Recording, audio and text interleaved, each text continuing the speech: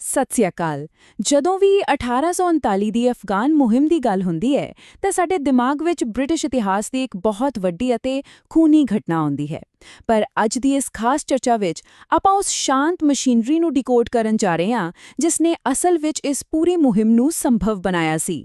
ਇਤਿਹਾਸ ਦੀਆਂ ਕਿਤਾਬਾਂ ਅਕਸਰ ਕੁਝ ਚੁਣੇ ਹੋਏ ਤੱਥਾਂ ਤੇ ਹੀ ਰੌਸ਼ਨੀ ਪਾਉਂਦੀਆਂ ਹਨ ਨਾ, ਪਰ ਅੱਜ ਆਪਾਂ ਉਹਨਾਂ ਲੁਕਵੇਂ ਮਕੈਨਿਕਸ ਅਤੇ ਪਰਦੇ ਪਿੱਛੇ ਦੀ ਖੇਡ ਨੂੰ ਉਜਾਗਰ ਕਰਾਂਗੇ ਜਿਸ ਨੇ ਅਸਲ ਵਿੱਚ ਇਸ ਵੱਡੇ ਸੰਘਰਸ਼ ਦਾ ਰੁਖ ਤੈਅ ਕੀਤਾ ਸੀ। ਤਾਂ ਫਿਰ ਆਓ ਸ਼ੁਰੂ ਕਰਦੇ ਹਾਂ। ਆਮ ਤੌਰ ਤੇ ਜਦੋਂ ਵੀ ਇਸ ਮੁਹਿੰਮ ਦਾ ਜ਼ਿਕਰ ਹੁੰਦਾ ਹੈ ਤਾਂ ਸਾਰੀ ਲਾਈਮਲਾਈਟ ਬ੍ਰਿਟਿਸ਼ ਫੌਜ ਯਾਨੀ ਆਰਮੀ ਆਫ ਦੀ ਇੰਡਸ ਲੈ ਜਾਂਦੀ ਹੈ। ਜ਼ਿਆਦਾਤਰ ਇਤਿਹਾਸਕਾਰਾਂ ਦਾ ਧਿਆਨ ਵੀ ਇਸੇ ਫੌਜ ਤੇ ਟਿਕਿਆ ਰਹਿੰਦਾ ਹੈ।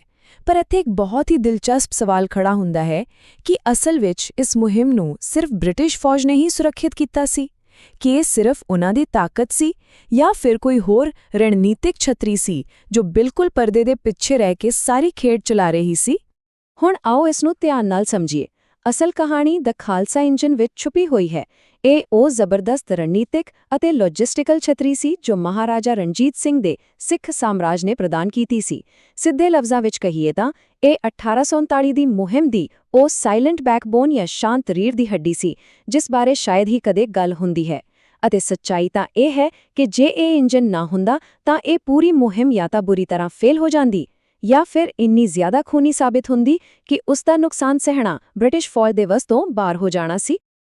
ਅੱਜ ਦੀ ਇਸ ਚਰਚਾ ਦਾ ਏਜੰਡਾ ਬਿਲਕੁਲ ਸਾਫ਼ ਹੈ। ਆਪਾਂ ਇਸ ਨੂੰ ਕੁਝ ਮੁੱਖ ਹਿੱਸਿਆਂ ਵਿੱਚ ਵੰਡਾਂਗੇ।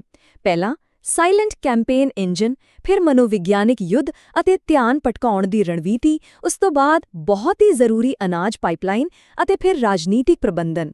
ਅੰਤ ਵਿੱਚ ਆਪਾਂ ਇਸ ਪੂਰੀ ਰਣਨੀਤੀ ਦੇ ਮਾਸਟਰਮਾਈਂਡਸ ਬਾਰੇ ਗੱਲ ਕਰਦੇ ਹੋਏ ਇਸ ਮੁਹਿੰਮ ਨੂੰ ਇੱਕ ਨਵੇਂ ਨਜ਼ਰੀਏ ਤੋਂ ਦੇਖਾਂਗੇ। ਆਓ ਅੱਗੇ ਵਧੀਏ। ਤਾਂ ਗੱਲ ਕਰਦੇ ਹਾਂ ਪਹਿਲੇ ਭਾਗ ਦੀ, ਸ਼ਾਂਤ ਮੁਹਿੰਮ ਇੰਜਨ, ਜੋ ਆਰਮੀ ਆਫ ਦਾ ਇੰਡਸ ਤੋਂ ਅੱਗੇ ਦੀ ਕਹਾਣੀ ਹੈ।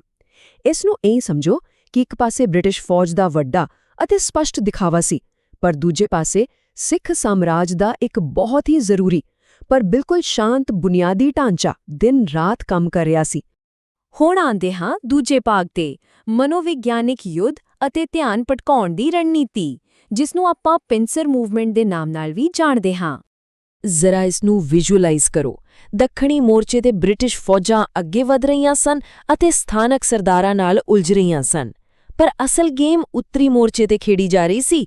ਖੈਬਰ ਦਰੇ ਦਾ ਇਲਾਕਾ ਆਪਣੀ ਖਤਰਨਾਕ ਅਤੇ ਕਠੋਰ ਭੂਗੋਲਿਕ ਸਥਿਤੀ ਲਈ ਮਸ਼ਹੂਰ ਸੀ ਅਤੇ ਇੱਥੇ ਦੋਸਤ ਮੁਹੰਮਦ ਖਾਨ ਦਾ ਸਭ ਤੋਂ ਮਜ਼ਬੂਤ ਕਿਲਾ ਕਾਬੁਲ ਵਿੱਚ ਸੀ।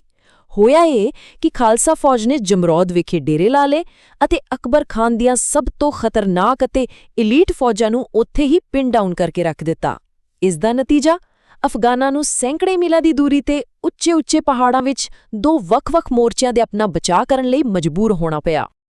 ਅਤੇ ਯਕੀਨ ਮੰਨੋ, ਇਹ ਸਿਰਫ ਕੋਈ ਆਮ ਫੌਜੀ ਤੈਨਾਤੀ ਨਹੀਂ ਸੀ, ਇਹ ਵਿਰੋਧੀ ਦਾ ਧਿਆਨ ਭਟਕਾਉਣ ਦੀ ਇੱਕ ਅਸਲੀ ਮਾਸਟਰ ਕਲਾਸ ਸੀ। ਇਸ ਸ਼ਾਨਦਾਰ ਰਣਨੀਤੀ ਦਾ ਅਸਰ ਇਹ ਹੋਇਆ ਕਿ ਜਦੋਂ ਤੱਕ ਬ੍ਰਿਟਿਸ਼ ਫੌਜਾਂ ਦੱਖਣ ਵੱਲੋਂ ਕੰਧਾਰ ਪਹੁੰਚੀਆਂ ਤਾਂ ਉਨ੍ਹਾਂ ਦੇ ਸਾਹਮਣੇ ਲੜਨ ਲਈ ਸਿਰਫ ਸਥਾਨਕ ਗਵਰਨਰ ਹੀ ਬਚੇ ਸਨ। ਅਫਗਾਨਾਂ ਦੀ ਮੁੱਖ ਸ਼ਾਹੀ ਫੌਜ ਆਪਣਾ ਉੱਤਰੀ ਮੋਰਚਾ ਛੱਡਣ ਤੋਂ ਪੂਰੀ ਤਰ੍ਹਾਂ ਡਰਦੀ ਸੀ। ਉਨ੍ਹਾਂ ਨੂੰ ਚੰਗੀ ਤਰ੍ਹਾਂ ਪਤਾ ਸੀ ਕਿ ਜੇਕਰ ਧਿਆਨ ਥੋੜਾ ਜਿਹਾ ਵੀ ਭਟਕਿਆ ਤਾਂ ਖਾਲਸਾ ਫੌਜ ਉਸੇ ਵੇਲੇ ਹਮਲਾ ਕਰ ਦੇਵੇਗੀ।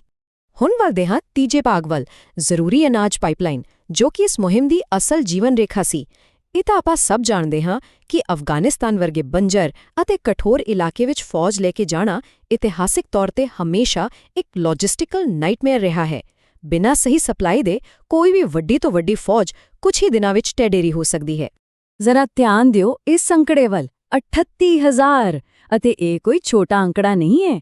ਇਹ ਸਿਰਫ ਹਥਿਆਰਬੰਦ ਫੌਜੀ ਨਹੀਂ ਸਨ, ਸਗੋਂ ਇਹ ਉਹ ਲੋਕ ਸਨ ਜੋ ਫੌਜ ਦੇ ਕੈਂਪਾਂ ਦੇ ਨਾਲ-ਨਾਲ ਚੱਲਦੇ ਸਨ, ਜਿਵੇਂ ਕਿ ਮਜ਼ਦੂਰ, ਪਸ਼ੂ ਪਾਲਕ ਅਤੇ ਹੋਰ ਸਹਾਇਕ ਸਟਾਫ।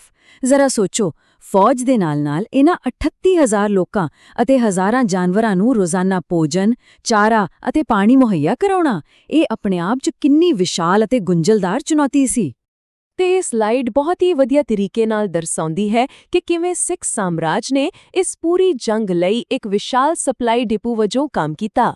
ਪਹਿਲਾਂ ਪੰਜਾਬ ਦੇ ਉਪਜਾਊ ਮੈਦਾਨਾਂ ਤੋਂ ਅਨਾਜ ਅਤੇ ਪਸ਼ੂਆਂ ਦਾ ਲਗਾਤਾਰ ਪ੍ਰਬੰਧ ਕਰਕੇ ਭੋਜਨ ਸੁਰੱਖਿਆ ਨੂੰ ਯਕੀਨੀ ਬਣਾਇਆ ਗਿਆ। ਫਿਰ ਫਿਰੋਜ਼ਪੁਰ ਵਰਗੇ ਇਲਾਕਿਆਂ ਵਿੱਚ ਬ੍ਰਿਟਿਸ਼ ਫੌਜ ਲਈ ਬਕਾਇਦਾ ਹਸਪਤਾਲ ਅਤੇ ਸਪਲਾਈ ਡਿਪੂ ਖੜੇ ਕੀਤੇ ਗਏ। ਅਤੇ ਤੀਸਰਾ, ਸੰਚਾਰ ਅਤੇ ਬੈਕਅਪ ਲਈ ਪਿੱਛੇ ਦੀਆਂ ਸਾਰੀਆਂ ਲਾਈਨਾਂ ਨੂੰ ਪੂਰੀ ਤਰ੍ਹਾਂ ਸੁਰੱਖਿਅਤ ਰੱਖਿਆ ਗਿਆ।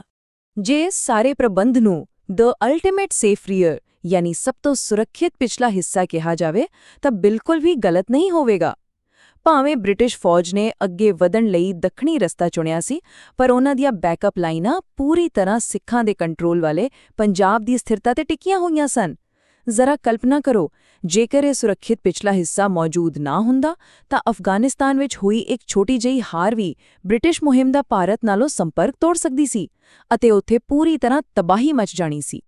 ਅੱਗੇ ਵਧਦੇ ਹਾਂ ਚੌਥੇ ਭਾਗ ਵੱਲ, ਰਾਜਨੀਤਿਕ ਪ੍ਰਬੰਧਨ ਜਾਂ ਕਹੀਏ ਵਿਰੋਧ ਨੂੰ ਕਿਵੇਂ ਨਰਮ ਕੀਤਾ ਗਿਆ।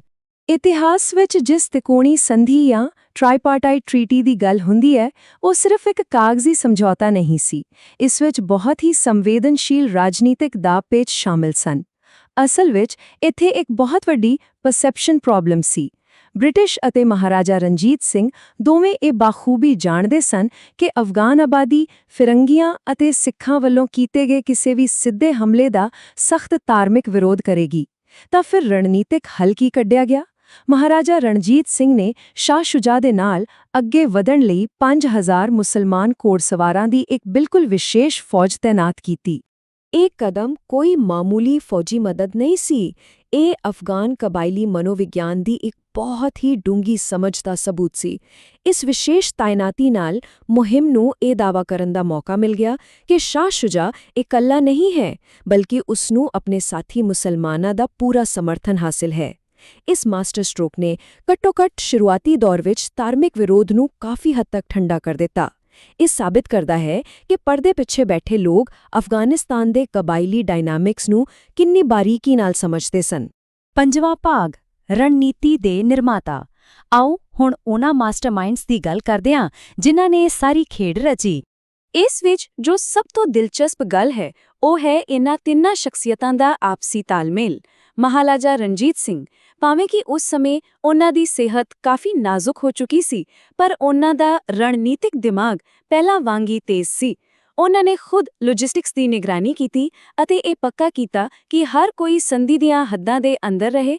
ਕੁੰਵਰ ਨੌਨਿਹਾਲ ਸਿੰਘ ਨੇ ਉੱਤਰੀ ਮੋਰਚੇ ਤੇ ਇੱਕ ਬਹੁਤ ਹੀ ਪ੍ਰਭਾਵਸ਼ਾਲੀ ਲੀਡਰ ਵਜੋਂ ਕਮਾਨ ਸੰਭਾਲੀ ਅਤੇ ਬ੍ਰਿਟਿਸ਼ ਏਜੰਟ ਕਰਨਲ ਕਲਾਉਡਵੇਡ ਨੇ ਖਾਲਸਾ ਫੌਜਾਂ ਦੇ ਨਾਲ ਮਿਲ ਕੇ ਖੈਬਰ ਦर्रे ਤੇ ਇੱਕ ਸ਼ਾਨਦਾਰ ਬ੍ਰੇਕਥਰੂ ਲਈ ਬਿਹਤਰੀਨ ਤਾਲਮੇਲ ਬਿਠਾਇਆ। ਅਤੇ ਅਖੀਰਲਾ 6ਵਾਂ ਭਾਗ, ਮੁਹਿੰਮ ਨੂੰ ਮੁੜ ਪ੍ਰਭਾਸ਼ਿਤ ਕਰਨਾ। ਆਓ ਹੁਣ ਤੱਕ ਗੱਲ ਕੀਤੀ ਗਈ ਸਾਰੀ ਰਣਨੀਤੀ ਦੇ ਪ੍ਰਭਾਵ ਦਾ ਨਿਚੋੜ ਕਰਦੇ ਹਾਂ। ਤਾਂ ਸਭ ਤੋਂ ਅਹਿਮ ਨੁਕਤਾ ਇਹ ਹੈ ਕਿ ਹਰ ਇੱਕ ਰਣਨੀਤਿਕ ਥੰਮ ਨੇ ਮੁਹਿੰਮ ਨੂੰ ਕਿਵੇਂ ਬਚਾਇਆ। ਖੈਬਰ ਵਿਖੇ ਕੀਤੇ ਗਏ ਫੌਜੀ ਪ੍ਰਦਰਸ਼ਨ ਨੇ ਅਫਗਾਨਾਂ ਦੀ ਮਜ਼ਬੂਤੀ ਨੂੰ ਕੰਧਾਰ ਪਹੁੰਚਣ ਤੋਂ ਰੋਕ ਦਿੱਤਾ। ਪੰਜਾਬ ਤੋਂ ਆਉਂਦੀਆਂ ਸਪਲਾਈ ਲਾਈਨਾਂ ਨੇ ਆਰਮੀ ਆਫ ਦੀ ਇੰਡਸ ਨੂੰ ਉਸ ਰੇਗਿਸਤਾਨ ਵਿੱਚ ਭੁੱਖੇ ਮਰਨ ਤੋਂ ਬਚਾ ਲਿਆ ਅਤੇ ਉਹਨਾਂ 5000 ਮੁਸਲਿਮ ਫੌਜੀਆਂ ਨੇ ਇੱਕ ਅਜਿਹਾ ਰਾਜਨੀਤਿਕ ਕਵਰ ਦਿੱਤਾ ਜਿਸ ਨੇ ਸ਼ੁਰੂਆਤੀ ਬਗਾਵਤ ਨੂੰ ਦਬਾ ਦਿੱਤਾ। ਇਸ ਮਸ਼ੀਨਰੀ ਦਾ ਹਰ ਇੱਕ ਪੁਰਜ਼ਾ ਆਪਣੇ ਆਪ ਵਿੱਚ ਫੈਸਲਾਕੁਨ ਸੀ। ਇਤਿਹਾਸ ਅਕਸਰ ਉਹਨਾਂ ਨੂੰ ਹੀ ਯਾਦ ਰੱਖਦਾ ਹੈ ਜੋ ਜ਼ਮੀਨ ਤੇ ਝੰਡਾ ਗੱਡਦੇ ਹਨ, ਪਰ ਉਹਨਾਂ ਲੌਜਿਸਟਿਕਲ ਛਤਰੀਆਂ ਨੂੰ ਭੁੱਲ ਜਾਂਦਾ ਹੈ ਜੋ ਅਸਲ ਵਿੱਚ ਜੰਗ ਦੇ ਜੇਤੂ ਹੁੰਦੀਆਂ ਹਨ। ਇਹ ਸੋਚਣ ਵਾਲੀ ਗੱਲ ਹੈ ਨਾ? ਕੀ ਪਤਾ ਇਤਿਹਾਸ ਦੀਆਂ ਕਿਤਾਬਾਂ ਵਿੱਚ ਹੋਰ ਕਿਹੜੇ ਅਜਿਹੇ ਲੁਕਵੇਂ ਇੰਜਨ ਮੌਜੂਦ ਹਨ ਜੋ ਅਜੇ ਵੀ ਸਾਹਮਣੇ ਆਉਣੇ ਬਾਕੀ ਹਨ? ਇਸ ਸਵਾਲ ਨਾਲ ਅਸੀਂ ਅੱਜ ਦੀ ਚਰਚਾ ਖਤਮ ਕਰਦੇ ਹਾਂ। ਉਮੀਦ ਹੈ ਇਹ ਵਿਸ਼ਲੇਸ਼ਣ ਤੁਹਾਡੇ ਲਈ ਲਾਹੇਵੰਦ ਰਿਹਾ ਹੋਵੇਗਾ।